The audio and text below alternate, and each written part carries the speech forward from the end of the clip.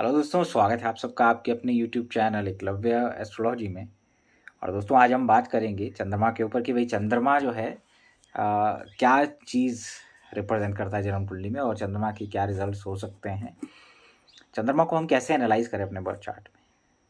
चंद्रमा देखिए अपना कोई लाइट नहीं है चंद्रमा का। Moon has no light, it reflects the light of sun. ये अपने जो सूर्य है उनकी लाइट को रिफ्लेक्ट करता है। और चंद्रमा जिस चीज़ का कारक है वो है माता। आप देखिए माता के ऊपर सबसे ज़्यादा निर्भर रहते हैं हम बहुत समय तक, अगर 9 महीने तक हम माता के ऊपर निर्भर रहते हैं। वोम्ब है ना, जो माता का जो गर्भ जिसको हम कहते हैं वो भी चंद्रमा रिप्रेजेंट करता है। और चंद्रमा ट्रैवल का कारक है। चंद्रमा आपकी जन्म कुंडली में आपके थॉट प्रोसेस, आप क्या सोचते हैं, ठीक है, आपके मन का जो स्वामी है वो है चंद्रमा। ये सब जानते हैं। तो आज हम बात करेंगे चंद्रमा के ऊपर, चंद्रमा के डिफरेंट साइंस और डिफरेंट हाउसेस के ऊपर। कोशिश करूँगा कि सारे एक साथ हो जाएं, लेकिन अगर नहीं होगा तो I will explain in the second part. देखिए चंद्रमा से सप्तम भाव, ठीक है। देखिए चंद्रमा से सप्तम भाव बहुत इंपॉर्टेंट होता है। दो लोग जो आपस में एक होता है ना, एकदम अट्रैक्शन हो जाता है लोगों को, या एक दूसरे के प्रति उनका आकर्षण हो जाता है। उसमें आप देखिएगा बहुत बार जिन लोगों का चंद्रमा आमने और सामने हो जाए, मान लीजिए आपका चंद्रमा लगन में है और सामने वाले का चंद्रमा सप्तम भाव में है, तो ऐसे लोग एक दूसरे को अट्रैक्ट करेंगे, ठीक है। यानी एक दूसरे का जो उनका माइंड का रिफ्लेक्शन है, जो थॉट का रिफ्लेक्शन है, वो एक दूसरे को अट्रैक्ट करेगा, ठीक है। तो चंद्रमा जहाँ पर बैठता है ना, वहाँ से सप्तम भाव की चीज़ें उसको अट्रैक्ट करती है, ठीक है। लोग भी इसीलिए जब चंद्रमा लगन में हो तो ऐसे लोगों के साथ जो लोग होते हैं, सामने वाले लोग होते हैं, पर्सनल रिलेशन बनाने की कोशिश करते हैं, पर्सनल लेवल पे, इमोशनल लेवल पे उनको अट्रैक्ट करने की कोशिश करते हैं अगर चंद्रमा लगन में है तो। सातवें भाव जो है ना अजनबी स्ट्रेंजर्स का होता है। तो स्ट्रेंजर्स जो है ऐसे लोगों को स्ट्रेंजर्स अपनी तरफ अट्रैक्ट करते हैं, ठीक है। अब चंद्रमा जब जिसका सप्तम भाव में होगा, वो जितने अपने से सामने वालों को खुद इमोशनल लेवल पे कनेक्ट करने की कोशिश करता है, इमोशनल सेंसिटिव होता है। जब भी लोगों से मिलेगा तो इमोशनल सेंसिटिव होगा, वो आपको रिफ्लेक्ट हो जाएगा, ठीक है। दोनों में डिफरेंस है। चंद्रमा अगर लगन में है तो सामने वाले लोग उसको एक जब भी वो मिलेंगे तो वो क्या करेंगे कि अट्रैक्ट करने की कोशिश करेंगे, इमोशनल लेवल पे आपको अट्रैक्ट करने की कोशिश करेंगे, इमोशनल रिलेशन बनाना पसंद करेंगे, ठीक है। और जिसका चंद्रमा सप्तम भाव में वो खुद ऐसा होता है, ठीक है, कि सामने वाला जब भी जिससे भी मिलेगा वो इमोशन लेवल पे या इमोशनल वो रखता है लेवल कि एक उनके साथ रिलेशनशिप बनाया जाए। तो ये चंद्रमा की खासियत है।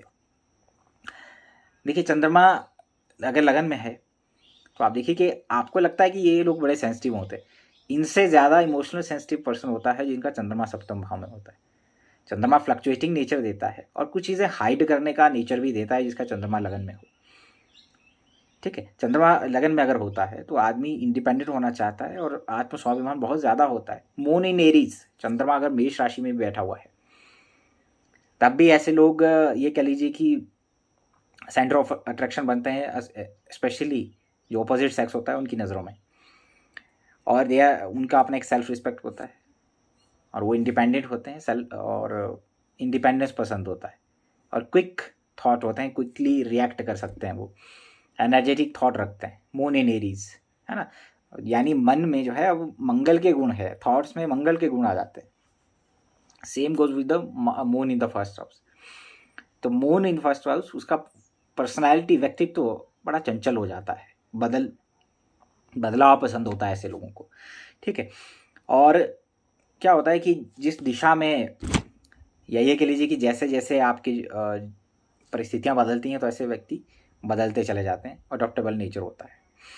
अब गलती कहाँ करवाता है इन लोगों से कि चंद्रमा से सप्तम भाव में कई बार ये क्विकली डिसीजन लेते हैं रिलेशनशिप का लेकर के, या कई बार वहाँ पे जो है डिसीजन लेकर के वो एक रिग्रेट करते हैं कि बाद में ऐसा हमने ऐसा क्यों कर लिया, है ना।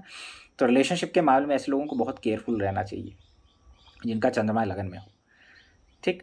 चंद्रमा सप्तम भाव में हो तो आपको इल्यूजन हो सकता है अपने पार्टनर और रिलेशनशिप को लेकर के कि ये व्यक्ति ऐसा है, ये व्यक्ति ऐसा था, या जो भी है ना। तो इस तरीके से आपको बचना है। चंद्रमा से सप्तम भाव में आपको माता सीता की तरह नहीं बनना है कि सोने का मृग दिखा और इल्यूजन भ्रम हो गया और उसके पीछे जो है भगवान राम को भेज दिया। यानी कि चंद्रमा जिसका लगन में है वो सप्तम भाव में वहाँ पर जल्दबाजी ना करे। चंद्रमा किसी भी भाव में, जैसे चंद्रमा अगर दशम भाव में है तो आपके फोर्थ हाउस को देखता है वो, तो फोर्थ हाउस जो है, जैसे होता नहीं कुछ लोगों को एक कहावत है कि दूसरों की थाली में हमेशा आपको हमारे यहाँ कहावत है कि दूसरों की थाली में घी शक्कर ज़्यादा दिखता है, मतलब हमेशा घी शक्कर दिखता है, मिठाई दिखती है या कुछ भी, कह रहे इसके पास ज़्यादा है ना, या अच्छा है। तो चंद्रमा से सप्तम भाव ये होता है। चंद्रमा से सप्तम भाव आपकी नज़रों को एक आई कैचिंग की तरह आप समझ लीजिए कि आपको वो भाव, वो साइन, वो ग्रह जो है आपको उस तरफ खींचता है, ठीक है ना। आपकी आंखें वहाँ पे नेचुरली कुछ चीज़ों को की तरफ अट्रैक्ट हो जाती, ठीक है। जैसे चंद्रमा दशम भाव में हो, मैंने कहा अभी बात कर रहा था, गाड़ी का शौक हो सकता है, लिविंग प्लेस, इसके पास अच्छा घर है मैं भी बनाऊंगा, इसके पास ये गाड़ी है मैं भी लूँगा, और बाद में रिग्रेट करे कि मैंने ये गाड़ी क्यों ली। चेंजेबल वर्क और लिविंग प्लेसेस में बार बार बदलाव होते हैं, ठीक है। ये चंद्रमा दशम वालों के साथ है। चलिए वापस आते हैं, चंद्रमा सेकंड हाउस में चलते हैं, ठीक है। चर्चा करते करते कई बार मैं जो है पहुंच जाता हूं, तो उसमें आप अपने हिसाब से आप उसको एडजस्ट करके चलें। चंद्रमा अगर किसी का सेकंड हाउस में है, आप देखिए अष्टम भाव से जुड़ी चीज़ें इसको माइंड में रहेंगी, उनको अट्रैक्ट करेंगे अष्टम भाव से जुड़ी चीज़ें। अष्टम भाव किस चीज़ का है? इन लॉज का है। अष्टम भाव आपके छिपी हुई चीज़ों का है, ज्योतिष का है, रिसर्च का है अष्टम भाव, ठीक है, गुप्त कार्यों में है। तो इसको कई बार ऐसी मूवीज़ पसंद होती हैं जो बड़ी मिस्ट्री होती है, जिसमें है ना बहुत ही थ्रिलर काइंड ऑफ मूवीज़ जो होती है। तो अगर चंद्रमा आपका सेकंड हाउस में, तो आपको अष्टम भाव की चीज़ें अट्रैक्ट करेंगी और आपकी इनकम में फ्लक्चुएशन देगी। आप हमेशा सेकंड हाउस अपने परिवार और इनकम के बारे में, आप रिसोर्सेज को कैसे क्रिएट किया जाए उसके बारे में सोचेंगे। जैसे मून इन फर्स्ट वाला सोचता है कि मैं आज कैसे दिखूंगा, मैं अच्छा दिखूँ, स्माइल। मून इज़ द कारक ऑफ स्माइल ना, मून इज़ द कारक ऑफ स्माइल। नाड़ी ज्योतिष में मून कारक है आपके स्माइलिंग फेस का। चंद्रमा जिसका सप्तम भाव में होता है या चंद्रमा फर्स्ट हाउस में हो, तो ऐसे लोगों की आंखें और स्माइल है ना अट्रैक्ट करती है, स्माइलिंग फेस होता है कई बार, ठीक है। जैसे चंद्रमा सप्तम भाव में हो तो ऐसे लोगों को हंसमुख बुलाते हैं लोग, क्योंकि वो सामने वाले को देख के हंसता रहता है, ठीक है, स्माइल करता रहता है, ठीक। इमेजिनेटिव होता है चंद्रमा जिसका लगन में होगा, सप्तम भाव में होगा, ऐसे लोग बड़े इमेजिनेटिव होते हैं, बड़े ख्याली पुलाव बनाने वाले होते हैं। तो कुछ पार्ट जब छूट जाता है और मैं बताते बताते मुझे याद आता है किसी हाउस को लेकर, तो मैं बता रहा हूँ। इसी तरीके से चंद्रमा फर्स्ट वाला जैसे मिरर में देखता रहता है, बार बार अपने आप को देखता रहता है, मैं कैसा दिख रहा हूँ, ये सब चीज़ें, ठीक है। अब चंद्रमा जो है सेकंड हाउस में है, तो मैंने क्या कहा कि ऐसे लोगों को अष्टम भाव से जुड़ी चीज़ें अट्रैक्ट करती हैं, ठीक है। और चंद्रमा सेकंड हाउस वाले के माइंड में रहता है रिसोर्सेज, फूड, कैसे जो है मैं अपना परिवार और रिसोर्सेज को क्रिएट करूं, और इनकम सेविंग कैसे करूं। पैसा नहीं टिकता, ठीक है, फ्लक्चुएटिंग हो जाता है, फ्लक्चुएशंस हो जाता है वहाँ पे। हालांकि चंद्रमा सेकंड हाउस वाला पत्नी और माता में से किसी एक की सेहत को बहुत ख़राब करता है, ठीक है। तो चंद्रमा सेकंड हाउस वालों को ये थोड़ा ध्यान रखना चाहिए। चंद्रमा अगर टॉरस का है तो एग्जॉल्टेड हो जाता है, टॉरस राशि में है तो एग्जॉल्टेड हो जाता है, आप देखिएगा। तो स्थिर राशि है तो स्थिरता पसंद होती है चंद्रमा जिनका टॉरस में होता है, स्थिर स्वभाव के होते हैं और ज़िद्दी स्वभाव के होते हैं, क्योंकि टॉरस का जो साइन है वो बुल है। आप उनको हिला नहीं सकते, एक बार वो जिस कार्य में लग गए उसमें लग जाते हैं, फिर वो आप उनको हटा नहीं सकते, है ना, बुल की तरह हो जाते हैं। और बहुत ही रिस्पॉन्सिबिलिटी लेने वाले, है ना, और अपने लिए और अपने परिवार के लिए रिसोर्सेज क्रिएट करने वाले लोग होते हैं जिनका चंद्रमा टॉरस में होता है। रिस्पॉन्सिबिलिटी, अकेले रिस्पॉन्सिबिलिटी लेते हैं कई बार चंद्रमा लगन वाले, कि इवन इफ अगर आप फीमेल हैं तब भी आप देखिए कि रिस्पॉन्सिबिलिटी परिवार का स्पेशली आप ज़्यादा निभा रहे हैं, है ना, या बहुत अच्छे से निभा रहे हैं। और ये कह लीजिए कि स्थिरता पसंद है, बदलाव नहीं, चंद्रमा अगर टॉरस में है तो, ठीक। तो अब बात करते हैं चंद्रमा अगर थर्ड हाउस में है, तो ऐसे व्यक्ति जो है ट्रैवल, शॉर्ट ट्रैवल पसंद करते हैं, अपने गुरु, अपने धार्मिक चीज़ें जो हैं, हायर लर्निंग इनको बड़ा अट्रैक्ट करती है, ठीक है। उनकी तरफ बड़ा अट्रैक्ट होते हैं। ये धार्मिक स्थलों की यात्राएं करते हैं और यात्राओं में रहना पसंद करते हैं। इमेजिनेटिव होते हैं, इमेजिनेटिव होकर बहुत अच्छा लिख सकते हैं। ठीक है, चंद्रमा अगर थर्ड हाउस में तो हो तो ठीक है। और घर से बाहर रहते हैं ज़्यादा और ट्रैवल में रहते हैं, चंद्रमा अगर थर्ड हाउस में हो। अच्छा राइटर बनाते हैं, अगर आपका बुध बहुत सही है, बुध के साथ है तो बहुत अच्छा राइटर बनाते हैं। मून इन जेमिनाई अगेन, ये सारी रहेगी। आपके माइंड में डुअलिटी रहती है, डुअल पर्सनालिटी होते हैं ऐसे लोग, दो दो चीज़ें सीखना पसंद करते हैं। कई बार मैंने कहा moon in Gemini they have 2 degrees, क्योंकि दो दो चीज़ें सीखना एक साथ, डुअल माइंडेड पर्सनालिटी है। और बुध की चालाकी भी दिमाग के अंदर थोड़ी सी रहती है अगर मून जेमिनाई में है तो। अब बात करें कि ये लोग इमोशनली सेंसिटिव रहते हैं अपने भाइयों को लेकर के, अपने सिबलिंग्स को लेकर के। इनको शांति प्राप्त होती है अगर उनके लिए कुछ ना कुछ करें। आपका कोई ना कोई भाई या सिबलिंग बहुत यात्रा करने वाला और उसकी लाइफ में बहुत फ्लक्चुएशन रहेंगे, बदलाव रहेंगे, लिविंग प्लेसेस और वर्क प्लेसेस, ये सब चीज़ें। अगर आपका चंद्रमा 4th हाउस में, ठीक है, चंद्रमा 4th हाउस बहुत अच्छा माना जाता है अपनी माता के लिए। और ये कह लीजिए कि अगर ऐसे लोगों के घर के आसपास कोई बहता हुआ पानी का स्रोत हो सकता है या अगर है तो वो बहुत अच्छी चीज़ें हैं। और मून इन 4th हाउस वालों को हमेशा ताज़ा पानी पीना चाहिए, यानी कि झरने का पानी या कुछ ऐसी चीज़ें वो करना चाहिए। और मून इन 4th हाउस वाला खर्चीला, जितना भी गृहस्थी में खर्च करता रहेगा, जितना ज़्यादा खर्च होगा उतना ज़्यादा पैसा बढ़ता है। मून 4th हाउस, तो मून अगर 4th हाउस में है तो ऐसे लोगों का डिज़ायर होता है कि मेरा एक घर हो, बहुत अच्छा घर हो, या स्पेशियस घर भी होता है इन लोगों का, बहुत अच्छा घर होता है, गाड़ी का शौक़ हो सकता है ना। माइंड वहीं पे है। और इनको अट्रैक्ट करेगा 10th हाउस, ठीक है। 10th हाउस यानी कि अपने वर्क प्लेस पे ये चाहते हैं कि हमें अप्रिसिएशन मिले। और होता क्या है कि कई बार अप्रिसिएशन नहीं मिलता तो ये बार बार अपनी जॉब को चेंज करते हैं, ठीक है, वहाँ पे बदलाव करते हैं वर्क प्लेस पे। और हो सकता है कि इनका कार्य चंद्रमा से जुड़ा हो, जैसे पानी से जुड़ा, ट्रैवल से जुड़ा, something related to care center और फूड से जुड़ा हुआ हो, ठीक है। चंद्रमा अगर 4th हाउस में है तो उनका मन नहीं लगेगा कि वो, और घर बदलते हैं, लिविंग प्लेसेस में चेंजेस आते हैं। पानी वाली जगहें बहुत अट्रैक्ट करती है ऐसी लोगों को, है ना। पानी, स्पोर्ट्स, ये सब चीज़ें जो वाटर स्पोर्ट्स टाइप की एक्टिविटीज़ होती हैं वो अट्रैक्ट करती हैं मून अगर 4th हाउस में हो तो। इसके अलावा मून अगर कर्क राशि का है तो हम कहते हैं कि बड़ा निर्मल चंद्रमा है। ऐसे लोगों के जो मैंने प्रेडिक्शंस अभी दिए, लिविंग प्लेसेस में चेंजेस और इमेजिनेटिव होना और बदलाव करना, अपने रहने के स्थान में बार बार बदलाव करना, ये चंद्रमा कर्क राशि वालों का हो सकता है। और चंद्रमा अगर कर्क राशि में है तो आदमी बहुत ज़्यादा इमोशनल सेंसिटिव है, ठीक है। रुकना उसको पसंद नहीं है, स्टैग्नेशन नहीं चाहता जीवन में, बदलता रहना और बदलाव उसके जीवन का हिस्सा बन जाता है, क्योंकि कर्क राशि में चंद्रमा बड़ा इमोशनल सेंसिटिव और दिल का बड़ा साफ होता है, ठीक है। अब चंद्रमा अगर 5th हाउस में हो तो आप देखिए, चंद्रमा अगर 5th हाउस में हो तो ऐसे लोग शेयर मार्केट हो गया या अपनी एजुकेशन फील्ड में बदलाव करना, ठीक है, ये सारी चीज़ें देता है। और साइकोलॉजी पढ़ना या साइकोलॉजिकल जो चीज़ें हैं, दूसरों वाले के माइंड को रीड करना, मून इन 5th हाउस। अच्छा इमेजिनेटिव, या ये कह लीजिए कि ऐसे लोगों का इंट्यूशन बहुत अच्छा होता है मून अगर 5th हाउस में है तो। और इनका ध्यान जो है हमेशा अपने चिल्ड्रन, अपनी एजुकेशन के मामले में रहेगा।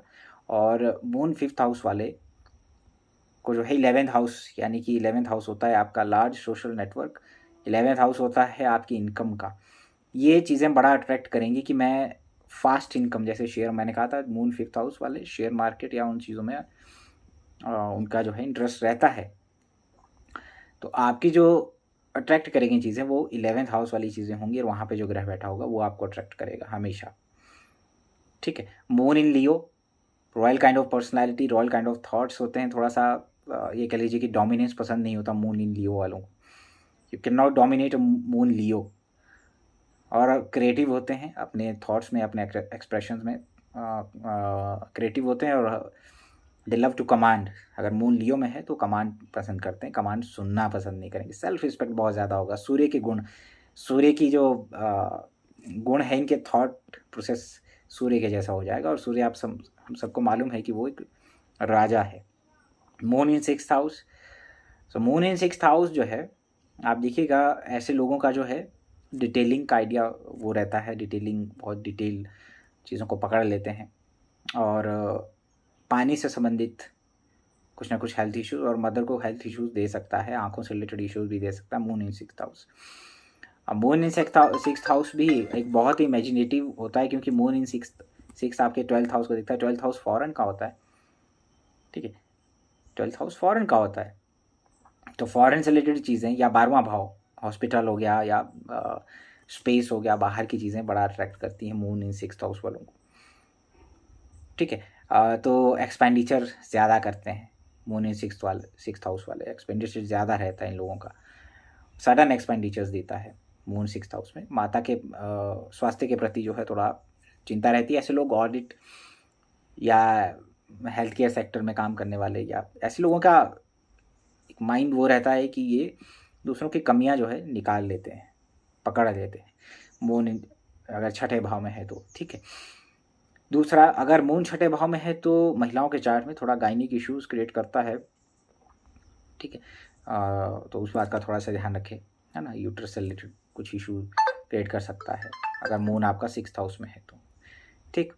अगर मून 7th हाउस में है तो मैंने बताया कि ऐसे लोग सामने वाले को एक पर्सनल रिलेशनशिप बनाने की कोशिश करते हैं, इमोशनली कनेक्ट करते हैं ऐसे लोगों को, ठीक है, कि भाई मैं कैसे इस व्यक्ति को जो है अपने से जोड़ के रख सकता हूँ इमोशनली, और इनके लिए वो इमोशनल सेंसिटिव ज़्यादा होते हैं। मैंने कहा मून लगन वाला इतना इमोशनल सेंसिटिव नहीं होता है, इनका पार्टनर सेंसिटिव होता है, लेकिन मून 7th वाला खुद इमोशनल सेंसिटिव होता है, और इसलिए सामने वाले इनका फ़ायदा उठा सकते हैं, ठीक है। अपनी आइडेंटिटी को हाइड करके रखता है थोड़ा सा, जो है मून 7th हाउस वाला अपनी आइडेंटिटी को हाइड करके रखता है। और अगर मान लीजिए ये मून 7th हाउस वाला कई बार शुक्र के साथ हो, शुक्र के साइन में है, तो आपकी शादी, आपके रिलेशनशिप में ब्लेम लगा सकता है, ठीक। या कहते हैं मून 7th हाउस वाले को दूसरों की पत्नियां बड़ा अट्रैक्ट करती है, ठीक है, रिलेशनशिप में थोड़ा प्रॉब्लम क्रिएट करता है, ठीक है, मून इन 7th हाउस। हालांकि मून इन 7th हाउस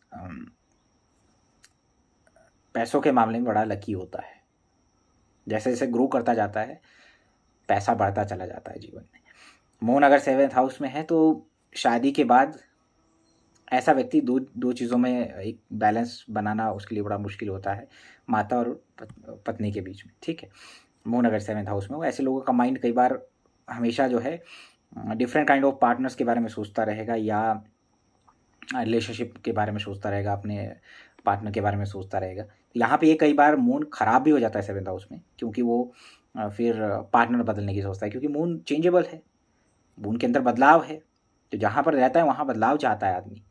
तो ये थोड़ा सा एक केयरफुल ऑब्जर्व करने वाली पोजीशन रहती है चंद्रमा की। चंद्रमा अष्टम भाव में हो तो मैंने कहा चंद्रमा अष्टम भाव की चीज़ें जो हैं बड़ा अट्रैक्ट करती हैं, और वैसे हम मून अगर स्कॉर्पियो में है तो हम अच्छा नहीं मानते, आपको मालूम है कि साइकोलॉजिकल इश्यूज़ क्रिएट कर देता है मून अगर 8th हाउस में हो तो, क्योंकि अष्टम भाव कालपुरुष कुंडली में स्कॉर्पियो राशि है, तो वो वहाँ पे चंद्रमा नीच का हो जाता है। लेकिन चंद्रमा अष्टम भाव वाले, इनका इंट्यूशन बहुत स्ट्रांग होता है, इनका एरिया ऑफ इंटरेस्ट या इनका माइंड जो है हमेशा 8th हाउस रिलेटेड मैटर्स में रहेगा। और सेकंड हाउस परिवार का आता है, तो इनको परिवार यानी रिसोर्सेज, सेकंड हाउस से रिलेटेड चीज़ें, फाइनेंस, ये बड़ा इनका ध्यान खींचते हैं कि वो सब, इनका माइंड जो है वहाँ पर रहता है ज़्यादा, क्योंकि सप्तम भाव को सप्तम दृष्टि से चंद्रमा सेकंड हाउस को देखता है, ठीक है। तो सेकंड हाउस होता है आपका फूड का, सेकंड हाउस होता है आपकी रिसोर्सेज का। तो कहीं ना कहीं चंद्रमा अष्टम वाला जो है अपने परिवार को लेकर के काफ़ी ज़्यादा सोच विचार करता रहता है, और वहाँ पे वो चीज़ें उसको अट्रैक्ट करती हैं, सेकंड हाउस की चीज़ें, ठीक है। हो सकता है कि इनको कई बार ऐसे होता है कि ऐसे रिसोर्सेज क्रिएट करते हैं जहाँ पे फ्लक्चुएशन होता रहता है, जैसे शेयर मार्केट टाइप का कोई कार्य करना, ये सब चीज़ें चंद्रमा अष्टम भाव वाले बहुत अच्छे रिसर्चर बन सकते हैं, है ना। हालांकि अगर एफ्लिक्शन में हो गया चंद्रमा यहाँ पे तो आपको डिप्रेशन दे देगा, थोड़ा सा आपके थॉट प्रोसेस की वजह से। थोड़ा सा यहाँ पे आप केयरफुली ऑब्जर्व करें कि चंद्रमा अष्टम भाव में किसी दूसरे प्लैनेट से अफेक्टेड तो नहीं है, ठीक है।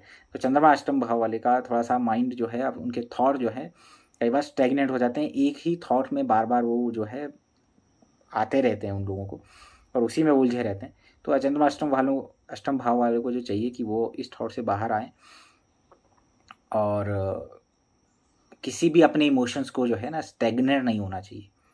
जो मन में आए, है ना, किसी के प्रति बैर हो, किसी के प्रति गुस्सा हो तो उसको निकाल के बाहर आप फेंकें, अदरवाइज वो आपके लिए प्रॉब्लम क्रिएट करता है।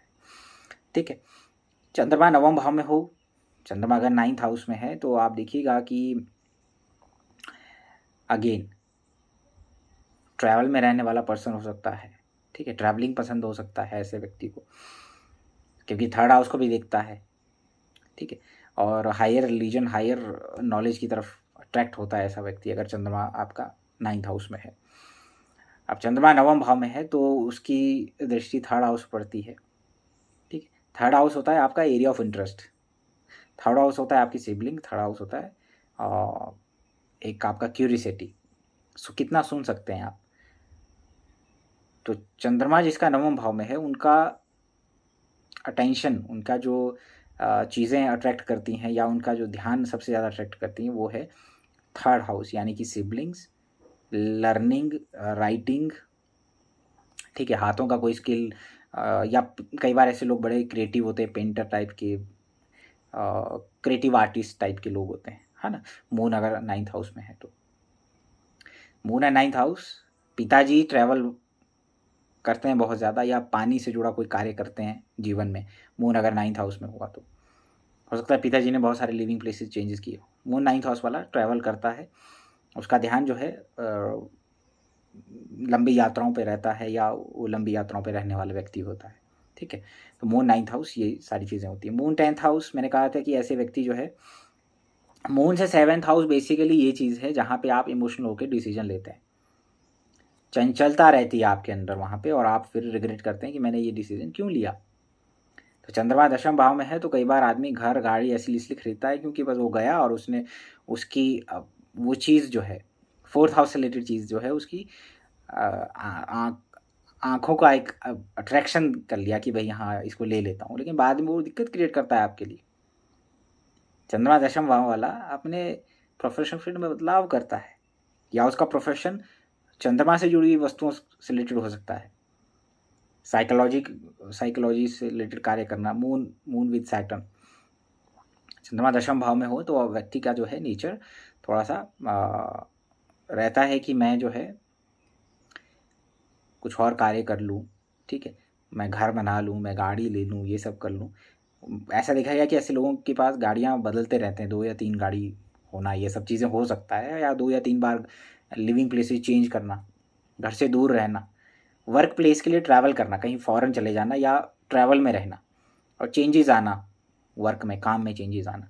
ऐसे लोग सक्सेसफुल होते हैं जो चंद्रमा से जुड़े हुए कार्य करते हैं ना। हेल्थ केयर सेक्टर हो गया, आपका फूड से रिलेटेड कोई कार्य हो गया, ठीक है, और ट्रैवल से जुड़े कुछ काम हो गया, तो यहाँ पे वो सब कामों में सक्सेसफुल होता है। चंद्रमा अगर 11वें भाव में हो तो 5th हाउस आपका क्रिएटिविटी है, 5th हाउस चिल्ड्रन है, एजुकेशन है। सो ये सारी चीज़ें जो है आपको अट्रैक्ट करेंगी।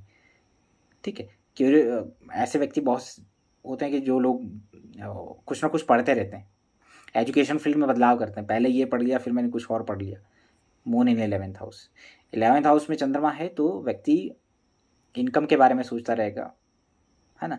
और मून अगर 11वें भाव में है तो सोचेगा कि कैसे या ऐसी इस प्रकार की इनकम क्रिएट करता है जिसमें फ्लक्चुएशन होता है। जैसे मैंने कहा था शेयर मार्केट से रिलेटेड चीज़ें या दूसरी चीज़ें जहाँ पे फटाफट कोई चीज़ करनी रहती है तो वहाँ पे वहाँ से आदमी जो है सोर्स ऑफ इनकम क्रिएट करता है। चंद्रमा 11वें भाव वाला का जो इनकम है वो थोड़ा सा अनस्टेबल रहता है, कभी ज़्यादा तो कभी कम। अब मून अगर 12वें भाव में है तो बहुत ज़्यादा एकांत में रहना, एकांत पसंद करते हैं, मेडिटेशन करने वाले लोग। ठीक है, मून अगर 12वें भाव में हो तो, लेकिन मून 12वें भाव वाला अगर अफ्लिक्शन में हो गया तो दूसरों को दे नहीं पाता चीज़ें, ईजिली नहीं दे पाता। ठीक है, लेकिन अगर मून अच्छा हुआ यहाँ पे तो बहुत कुछ सेक्रीफाइसेस करने वाला व्यक्ति रहता है। ठीक है, इमेजिनेटिव होता है, इंट्यूशन होता है, उसका बहुत अच्छा इंट्यूशन होता है मून अगर 12वें भाव में हो तो।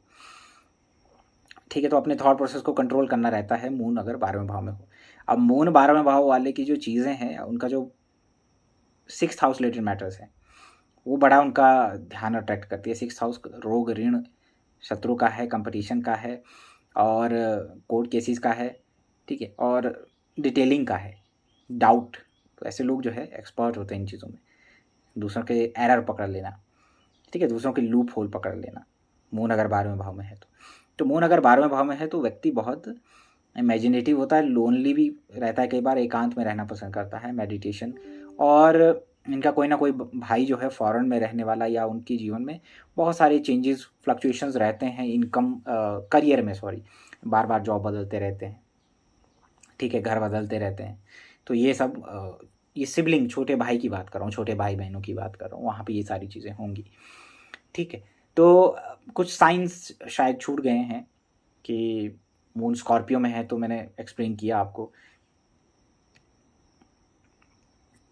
मून अगर धनु राशि का है तो ऐसे लोगों का जो माइंड है, आप देखिएगा, ऐसे लोगों के थॉट जो है बहुत धार्मिक प्रवृत्ति के बन जाते हैं, ज्ञान देने वाले बन जाते हैं, ठीक है, क्योंकि गुरु की राशि में है तो आपका माइंड, आपका जो थॉट प्रोसेस है वो गुरु की तरह हो जाता है, ठीक है। लेकिन कई बार चंद्रमा धनु राशि अच्छा नहीं मानते, क्योंकि वो जो है कहीं ना कहीं बिट्रे कर जाते हैं या उनको धोखा दे दिया जाता है, ठीक है, अपने ही किसी व्यक्ति द्वारा जो बहुत क्लोज होता है, ठीक है। और डुअल पर्सनैलिटी होते हैं, डुअल माइंडेड पर्सनैलिटी होते हैं ये लोग, दो चीज़ें करने की सोचते हैं एक साथ। मून चंद्रमा अगर धनु राशि में है तो, ठीक है। मून अगर कैप्रिकॉन में है तो मून कैप्रिकॉन में आप देखिए बड़ा ड्यूटी बाउंडेड पर्सन होते हैं, है ना।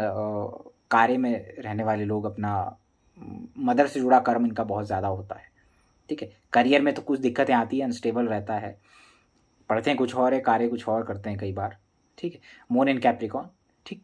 और कई बार जो है फिलोसफिकल व्यू होता है ऐसे लोगों का, फिलोसफिकल चीज़ों में इंटरेस्ट आता है मून इन कैप्रिकॉन का। मून इन एक्वेरियस बहुत इनोवेटिव होते हैं, खोजी होते हैं, एकांत में रह करके चीज़ों को सीखते रहते हैं, इनोवेशन करते रहते हैं। हालांकि मन के लिए थोड़ा सा दिक्कत वाला होता है ये मून अगर एक्वेरियस में है, लेकिन इनोवेशन के मामले में मून इन एक्वेरियस बहुत अच्छा है, ठीक। अब मून मीन राशि का है तो मीन राशि 12वीं राशि है, तो आप देखिए कि मीन राशि का जो सिंबल है, दो मछलियाँ एक दूसरे की तरफ जा रही है, बहुत इमेजिनेटिव हो जाते हैं इनके थॉट, बड़े समंदर की तरह हो जाता है, जैसे जिसका कोई अंत नहीं। मून अगर मीन राशि में हो, डुअल पर्सनैलिटी भी हो जाते हैं, डुअल माइंडेड भी रहते हैं और इमोशनल सेंसिटिव हो जाते हैं बहुत ज़्यादा, ठीक है। इनका इमेजिनेशन बहुत स्ट्रांग होता है। तो ये मून मीन राशि वालों के लिए उसके कि इनका थॉट प्रोसेस क्या है उसके ऊपर थोड़ा सा मैंने जो है अपने विचार दिए हैं। बाकी आप लोग शेयर करिएगा। जनरली क्या है कि मून से सप्तम भाव आपको बहुत आई कैचिंग होता है वो, है ना, आपकी आंखें, एक होता है ना कि नज़रें अट्रैक्ट करता है वो। और मून से 7th हाउस में कई बार आप इमोशनल सेंसिटिव होकर के डिसीजन लेते हैं, जो कि प्रॉब्लमेटिक हो सकता है, ठीक है दोस्तों। ये एक छोटा सा वीडियो चंद्रमा के ऊपर और चंद्रमा की डिफरेंट साइंस में क्या रिजल्ट्स हो सकते हैं। आई होप आप लोग इसको एंजॉय करेंगे। Thank you.